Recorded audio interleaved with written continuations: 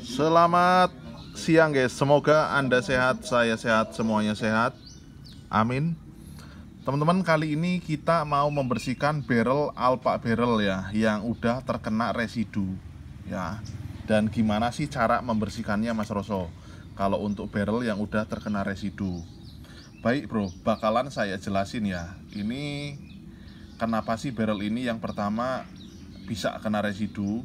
Tentunya semua barrel, baik lokal, LW, Alpha barrel, sekalipun barrel apapun itu, walaupun barrel api, saya bilang ya bro, walaupun barrel senapan api, itu wajib dibersihkan ya.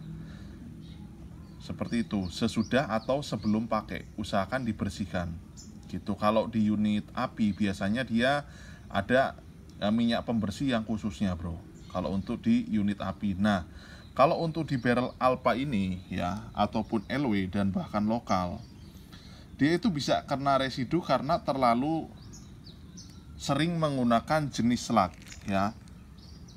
Seperti itu. Kenapa sih bisa ada residunya Mas Roso? Karena dia punya titik gesek yang memanjang bro ya. Ini terkhususnya untuk yang memakai jenis slug. Dia punya titik gesek yang memanjang.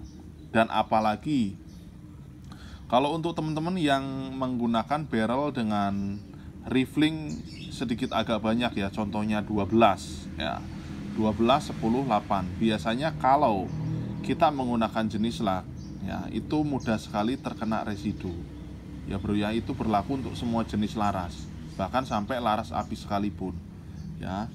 Jadi wajib dibersihkan bro. Dan yang kali ini saya bahas, ini adalah laras yang sudah parah kena residunya ya, sudah parah sekali. Dan kalau udah parah gimana Mas Roso? Nah, kalau ciri-ciri barrel yang udah terkena parah residu, dia itu dicolok aja udah mulai seret bro, sesak dia ya. Beda dari awalannya ya, karena si mimis dia itu bekas gesekannya dia nempel di len ya, nempel di len. Akhirnya yang teman-teman sentuh itu, kalau kita masukin mimis ini ya, slug ini ke dalam barrel, itu adalah gesekannya timah mengenai timah gitu loh ya. Gesekannya timah mengenai timah yang nempel di len laras. Akhirnya kita dorong seret, dan manuvernya pun kurang bagus ya, aerodinamisnya kurang bagus. Nanti hasil titik geseknya pun berbeda ya. Kalau biasanya yang terkena residu itu kadang titik geseknya ada tebal sebelah ya, kemudian ada yang tebal semua, didorong juga seret, speed juga drop. Seperti itu bro, yang saya tahu kalau udah terkena residu ya.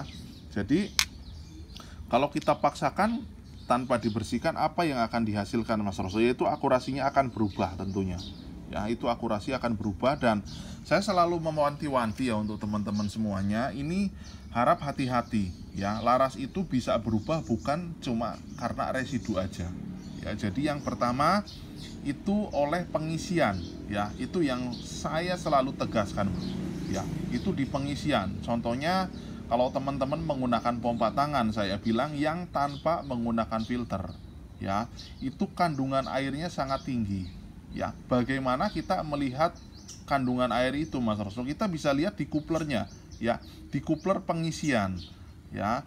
Di teman-teman itu kan di regul ataupun yang non regul itu mesti ada kuplernya. Nah, kalau setelah kita pompa ya, pompa kita hentikan, kemudian kita buang anginnya yang dipompa itu, teman-teman cabut itu kupler ya.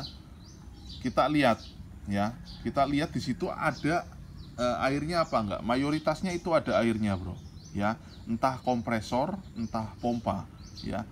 Seperti itu. Biasanya kalau di scuba itu lebih minim karena dia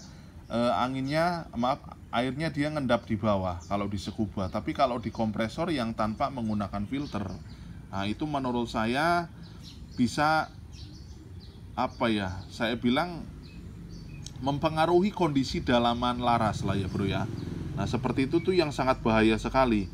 Jadi kita harus waspada lah di situ gitu. Kalau udah seperti itu dan larasnya mengandung air ya, lama-lama itu laras akan berkarat dalamnya bro ya, dalamnya kena karat. Walaupun kalau teman-teman lihat seperti ini ya, untuk jenis laras Alpha saya bilang tuh, itu mengkilap sekali ya. Tapi Saat kita teliti lebih dalam lagi bro, ya, kita masukin slug, kita dolong perlahan, itu ada perbedaan. Kalau saya udah bisa bedainnya bro. Kenapa demikian? Karena saya pribadi ya banyak pegang barrel-barrel seperti ini gitu loh. Jadi nggak cuma 1-2 pucuk. Jadi saya bisa bedakan barrel walaupun sepintas dia mengkilap, kita lihat pakai HP itu mengkilap, tapi saya bisa bedainnya bro. Ini barrel terkena residu apa enggak. Kita sodok, kita lihat performanya itu beda sama yang performa awal. Biasanya kalaupun nggak kelihatan, dia tetap seret bro. Ya ada seretnya. Kita lihat dari segi guratannya aja udah berbeda. Artinya yang teman-teman ini ya masukin, misalkan mimis seperti ini, yang kenanya itu adalah timah mengenai timah, bukan timah mengenai material barrel ini. Akhirnya di situ banyak sliding juga, terus FVS ngedrop juga. Yang jelas performa akurasinya berubah. Seperti itu ya bro ya. Dan gimana kalau residunya udah membandel Mas Roso? Terlanjur nggak saya bersihkan? Ya, terlanjur nggak dibersihkan. Jadi kalau treatment saya seperti ini bro, ya tetap saya treatment seperti ini. Saya di sini menggunakan steel wood ya. Nah ini kalau sudah membandel, karena kenapa?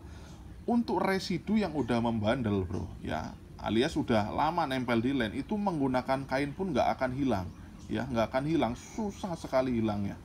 Ya, kalau saya pribadi tetap menggunakan steel wood. Apakah steel wood itu aman? Tergantung, ya tergantung bro. Dia punya beberapa varian ukuran. Ya kalau saya sendiri pakai steel wood itu dari 2021 kala itu, ya waktu saya masih menggunakan Samyang. Ya, ini Samyang. Dan kalau untuk pengrajin laras ini ya, saya bilang mereka udah mengenal steel wood bro, ya mungkin sejak tahun 2000-an ya, karena di Indonesia sendiri pengrajin laras lokal itu udah lama lah, sangat lama sekali bro, ya sangat lama sekali, karena unit-unit sengin itu banyak diproduksi di Indonesia untuk sengin-sengin lokal ya, khususnya untuk daerah-daerah Bandung. Dan mereka itu kalau misalkan bikin barrel itu lappingnya pakai ini ya, tapi dengan ukuran tertentu ya. Ini udah lama sekali, mungkin entahlah tahun berapaan itu ya, yang jelasnya udah lama. Dan apakah aman?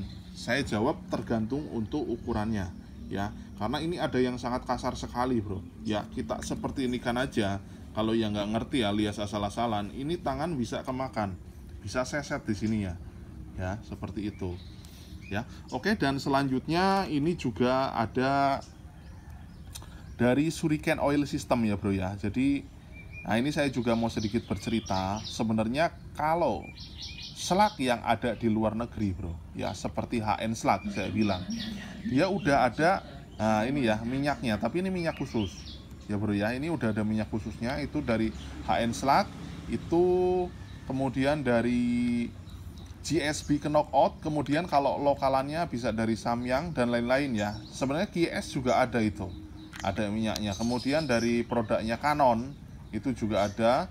Kemudian Samyang tumpul, Yenjin dan lain-lain, sebenarnya mereka pakai ini. Jadi si mimis kalau kita buka itu sebenarnya nggak kering ya, sebenarnya nggak kering. Dan ini adalah treatment dari tim kita ya, dari Shuriken.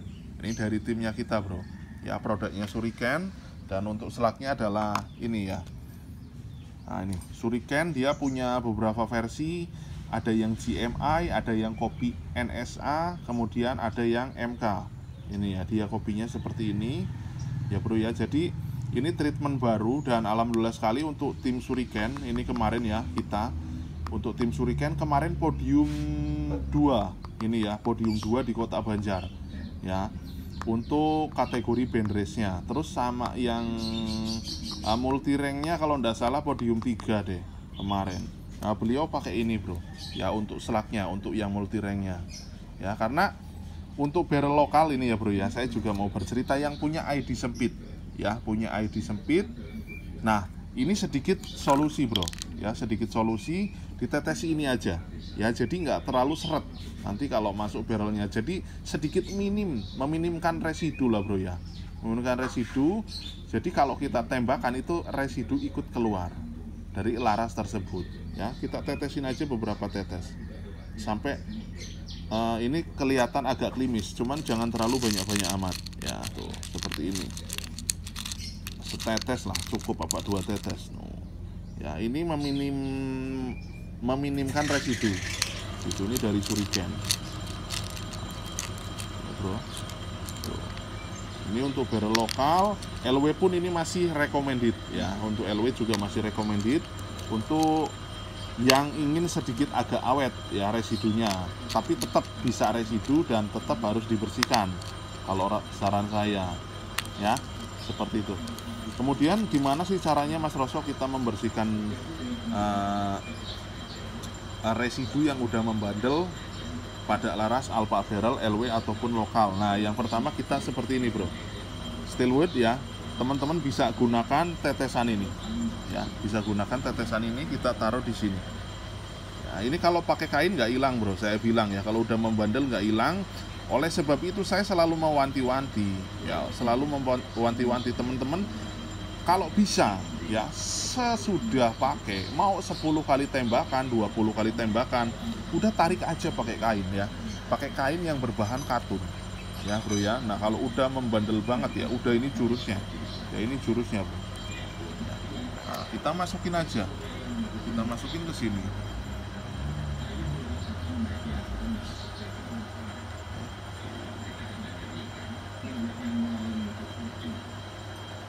Bentar ya, ini saya pakai tangan, soalnya tangan nggak pakai tripod. Kita masukin.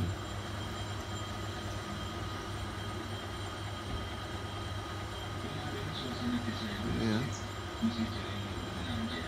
Nah ini kalau udah yang membandel, kalau yang belum membandel cukup pakai kain katun aja bro ya. Sesudah pakai langsung tarik aja ya, biar performanya nggak berubah gitu loh. Karena ada yang awalannya bagus kok lama-lama jadi buruk seperti itu. Nah pakai oil ini juga bisa, teman-teman juga bisa lakukan ini. Misalkan pakai kain katun, tetesi aja beberapa tetes, pakai Shuriken juga bisa. Nah ini ya, ini tarik berulang kali ya, sampai kalau misalkan teman-teman colok pakai mimis ya, atau pakai slug, ini performanya seperti awal gitu ya. Dari mulai landingnya, manuvernya itu kan kelihatan kalau kita sodok ya. Kalau yang kena residu dia jelas seret gitu, kerasa lah nggak nyaman gitu, ada titik ketidaknyamanan di situ.